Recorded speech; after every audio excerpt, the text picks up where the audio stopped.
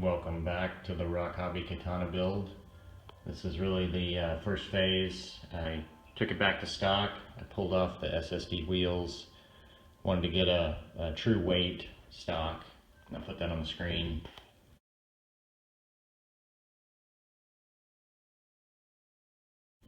As you can see, it's pretty even side to side, but it's heavy to the rear. And it'll be even heavier once I add a matching spare.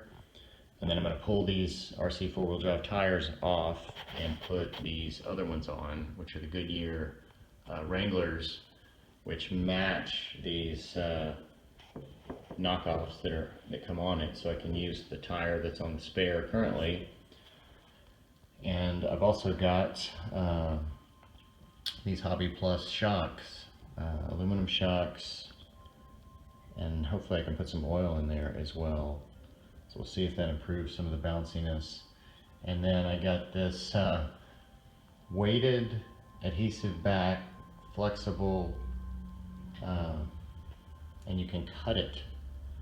And so it's just a stick-on weight that you can cut, and it's for Pine Derby cars. So the thought is maybe to cut out to the shape I need and be able to strategically stick some weights on the axle, you know, on the pumpkin, just wherever, get a little more weight on that front end since there's no real brass options for this vehicle, minus the wheels, to add a little bit of weight without doing something a little homemade. So I'm going to kind of look at the shocks here in a second and get going on this. Also want to do just a quick shot of just showing how bouncy the stock setup is.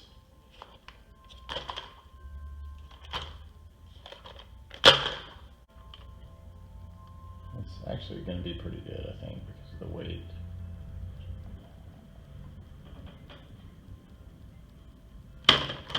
It's not too bad. A little bit of baseline on the shocks, and then the height as well. What's nice without the lift, when it gets stuffed, it looks cool. The lift is not going to get as stuffed.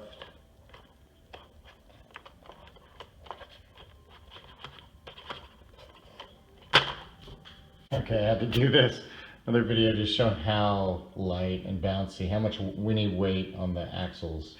Look at that. Just, I mean, it can sit up here, but if there's any, I mean, look at that. It doesn't have any counterweight down here to keep this down. So just, man, at the slightest bounce, flopping, and that's sitting on 3 tires here. So that'll be curious to see when it's all said and done. Well, I ended up getting pretty lucky here. I didn't want to use this brass ring for the spare, for the weight, and looks like I'm not going to have to. The stock plastic ring fits in there fine, so that will be my spare setup, and I can maybe use that brass ring on another set of wheels.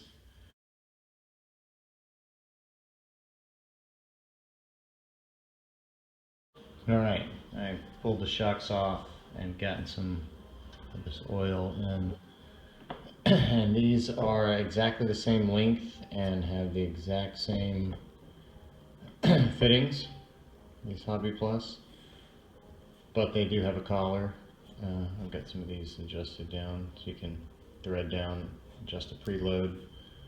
So check this out with the oil.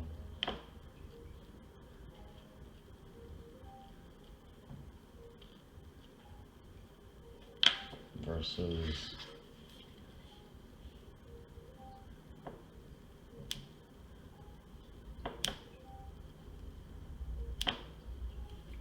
so hopefully that'll help take some bounce out. We'll see. Alright, got them on, got the lift, so good, got preload on the back about double of what's on the front. So much better.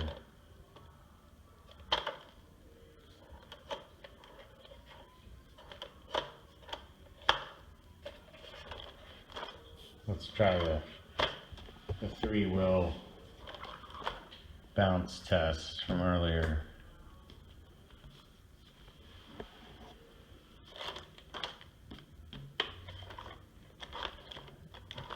I think that was the pose right there, and it was.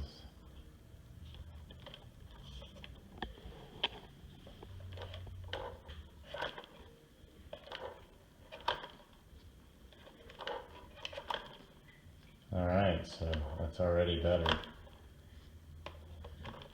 It's already helping this little bit of counterweight. So we'll bust this stuff out, whatever it is. It's flexible. I don't know how flexible.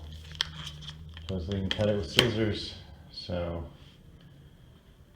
I'll get this on the scale, see where it sits, and then see where it wants to get a little weight added.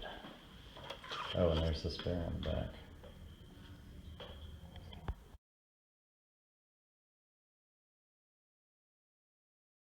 Okay, I've got it finished up, put back together, and on the scales. And the best I could do was 48.52 with that spare on the back and adding some weight underneath. With the battery, it works out to 50-50. So that's not too bad. You see where I cut out and added on each side, and then I added 2 black wheel weights stacked. You can see they're kind of shiny, and then 3 sides of those I cut out and added some more magnets. It's basically, or weights I guess, it's basically the bottom of the ESC servo tray. And then there was no way to get anything on top of the pumpkin and clear under compression. And really, I mean, there's just, once you cut those pieces that small, you're adding like a gram, little strip, little gram, so it's not super worth it. It's not like you're adding a 9-gram diff cover or an 11-gram diff cover or something. But anyways, it's definitely more planted than it was. And it's definitely a lot less bouncy.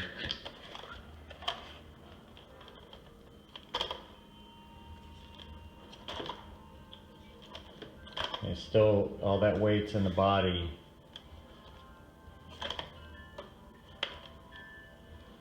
But the wheels, at least, they want to stay planted.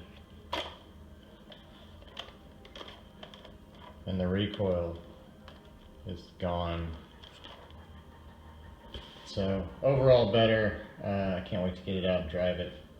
So we'll see how it does in a real world test.